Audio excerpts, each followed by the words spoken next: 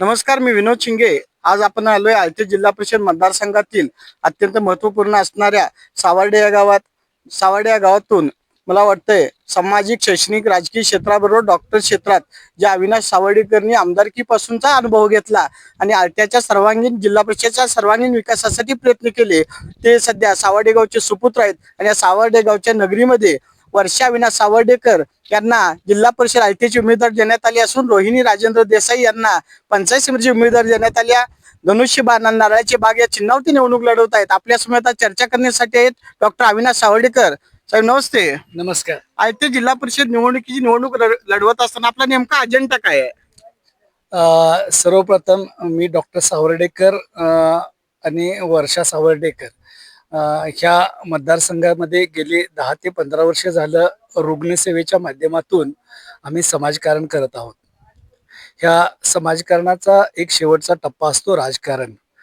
सुशिक्षित शिकलेल्या लोकांनी ह्या राजकारणाकडे दुर्लक्ष न करता त्यामध्ये आपण सहभाग दाखवायला पाहिजे, जेणेकरून आपल्या कामाची व्यापकता आपल्याला वाढवता येईल.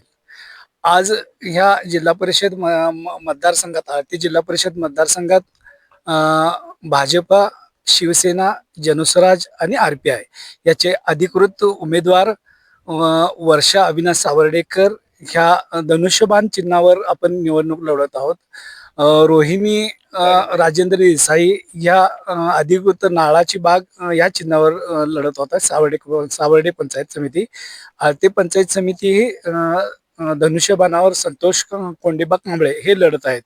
आमच्या तिघांचा मिळून ह्या मतदारसंघासाठी विकास कामं ही अरुणांना इंगवलेंच्या माध्यमातून गेले 20-25 वर्ष अविरत चालू आहेत.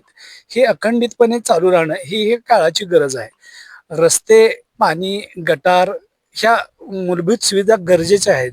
त्या तर चालूच राहतील आणि त्याच्या पलीकडे जाऊन सुद्धा जिल्हा परिषदेच्या माध्यमातून आपण थोडे आरोग्याची सेवा ही खेडोपाडी कशी पुरवता येईल याच्यासाठी काम करायचं आहे. जिल्हा परिषदेच्या शाळांची परिस्थिती आज थोडंसं दुरावस्था झालेली आहे. त्याच्यामध्ये जिल्हा परिषदेच्या शाळांचं गुणात्मक दर्जा कसा वाढवता येईल याच्याबद्दल प्रयत्न करणं गरजेचं आहे. तसंच महिला सक्षमीकरणाचं काम ह्या महाराष्ट्र राज्यातल्या लाडके बहिणीच्या माध्यमातून हे राज्य सरकार करत आहे.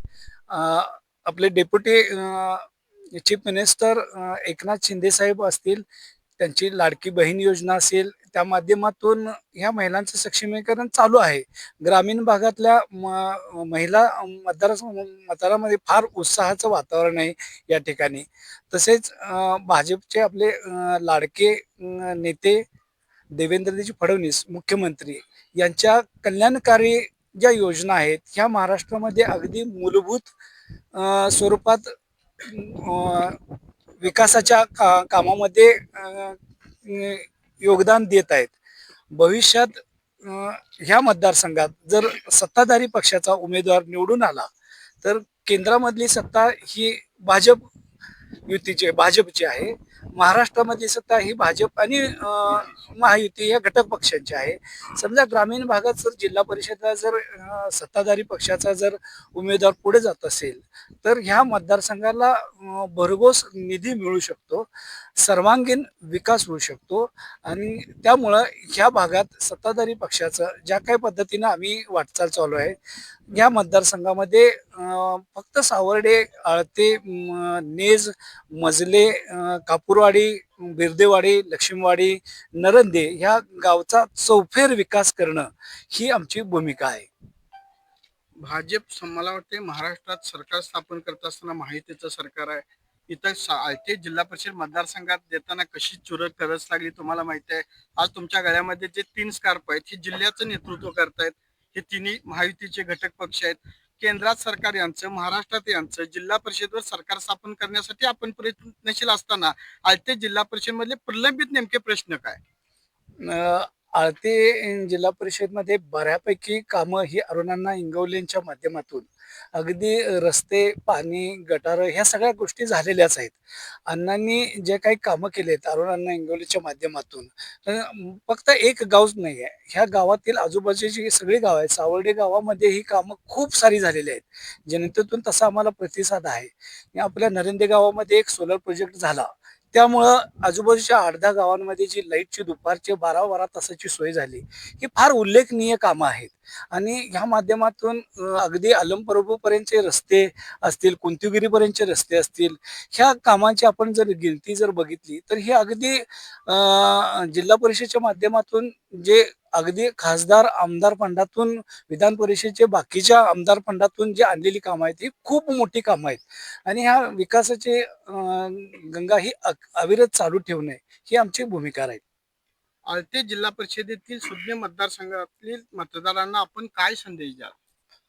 मी ह्या मतदारसंघातील सर्वच बंधू, भगिनी, नागरिक यांना असं एक कळकळीचं विनंती वजा आवाहन करेल, की आपण सत्ताधारी पक्ष आहोत. केंद्रात आपली सत्ता आहे. महाराष्ट्रात आपली सत्ता आहे. आपल्या जिल्ह्याचे नेते सगळे आपल्या बाजूने आहेत. त्यामुळं वारणेच्या पट्ट्यातून म्हटलं तर विनयरावजी कोरे सावकर साहेब असतील. आपले खासदार धैर्यशील माने असतील. नंतर अशोकराव बापू माने असतील. अं, अजून माहितीचे सर्व घटक पक्ष असतील. स्वतः अरुणांना इंगवले आहेत. या मतदारसंघाचे माजी आमदार सुजित मिंचेकर असतील. या या भागाचे राजेंद्र पाटील यड्रावकर साहेब असतील. ह्या सर्वांचं आपल्याला महायुतीमध्ये प्रकाश अण्णांचं असेल, राहुल आवाडे साहेबांचं असेल, या सर्वांचं मार्गदर्शन, या सर्वांचं सहकार्य साथ आपल्याला मिळणार आहे. त्यामुळं मतदारांनी सुज्ञपणे त्या महायुतीच्या ह्या तिन्ही उमेदवारांना, वर्षा सावर्डेकर, रोहिणी देसाई असतील आणि संतोष कांबळे असतील, भरघोस मताने विजयी करा. मी ह्या मतदारसंघासाठी आपल्याला एकच विनंती करेन, की या मतदारसंघाचा सर्वांगीण विकास असेल तर हे 3 उमेदवार अगदी भरघोस मताने विजयी होतील, ही सुद्धा खात्री मी बाळगलेली आहे.